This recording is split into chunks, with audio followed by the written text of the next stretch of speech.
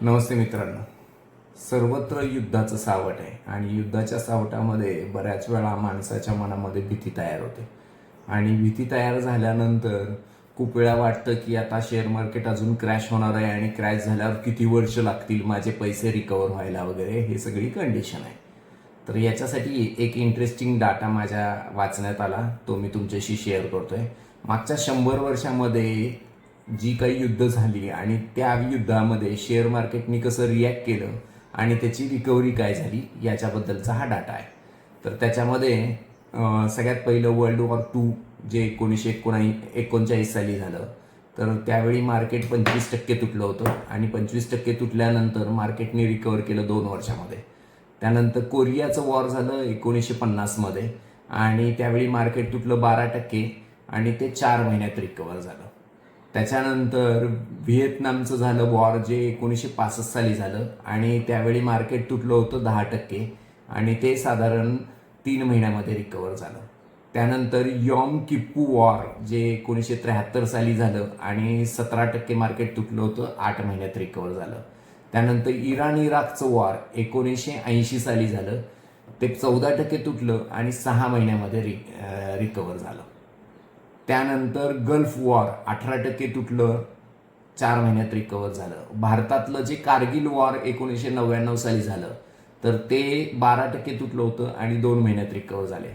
सगळ्यात मोठा 9/11चा अटॅक जो अमेरिकेवर झाला होता ट्विन टॉवरवर, तर त्यावेळी सुद्धा मार्केट 2001 साली 16% तुटलं होतं आणि 3 महिन्यात रिकवर झालं होतं.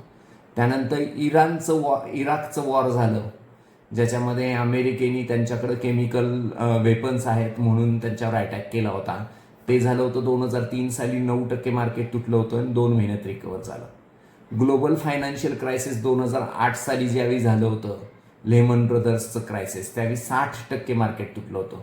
हे रिकवर व्हायला मात्र 18 महिने लागले होते. हे थोडंसं मोठं वॉर होतं. म्हणजे हे वॉर नव्हतं ॲक्च्युअल, हे इकॉनॉमिकल क्रायसिस होतं. वॉरमध्ये रिकव्हरी फक्त सेकंड वर्ल्ड वॉरमध्ये सगळ्यात जास्त उशिरा झाली, पण हे लेमन क्रायसिस ज्यावेळी झालं त्यावेळी 18 महिने लागले. त्यानंतर कोविडचं पॅनेडमिक सगळ्यांनी बघितलं 2020 साली, तर ते 38% तुटलं होतं आणि ते रिकवर झालं 7 महिन्यामध्ये. त्यानंतर रशिया युक्रेन वॉर 22 साली चालू झालं, अजूनही ते थांबलेलं नाही, पण त्यावेळी जे 15% मार्केट तुटलं होतं ते रिकवर फक्त 4 महिन्यातच झालं होतं. त्याच्यानंतर इस्रायल हमास 2023 मधलं रिसेंट वॉर, जे 6% तुटलं होतं, 1 महिन्यात रिकवर झालं.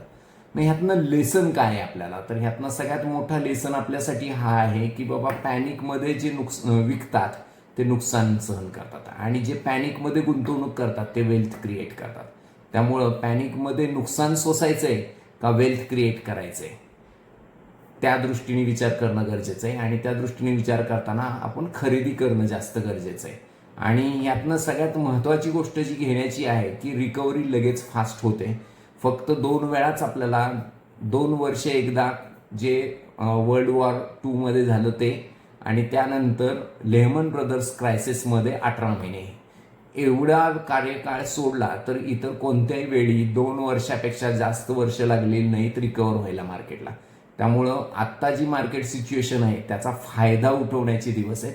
फक्त एकच काळजी घेणं गरजेचं आहे की जे काही पैसे तुम्ही गुंतवणार ते पुढे 5 वर्ष लागणार नाहीत, तेच पैसे तुम्ही इथं टाकू शकता इक्विटीमध्ये आणि आउटपुट चांगला निघू शकतो, जो तुम्हाला आउटपुट खूप चांगला देणार आहे. ह्या दृष्टीने जर तुम्ही विचार करून पॅनिक न होता इन्व्हेस्ट केले तर आउटपुट बदलून जाईल. आणि नक्कीच यासाठी आम्ही नवजीवन वेल्थ तुमच्या सोबत आहोतच. तुम्हाला याच्याबद्दल काही जादाची माहिती हवी असेल तर नक्कीच तुम्ही आम्हाला कॉन्टॅक्ट करा. त्याचबरोबर आमच्या या चॅनलला तुम्ही सबस्क्राईब करा, म्हणजे असेच वेगवेगळे माहितीचे व्हिडिओज तुम्हाला मिळत राहतील आणि तुम्ही त्याचा फायदा उठवचाल तुमची आर्थिक साक्षरता वाढवण्यासाठी. थँक्यू.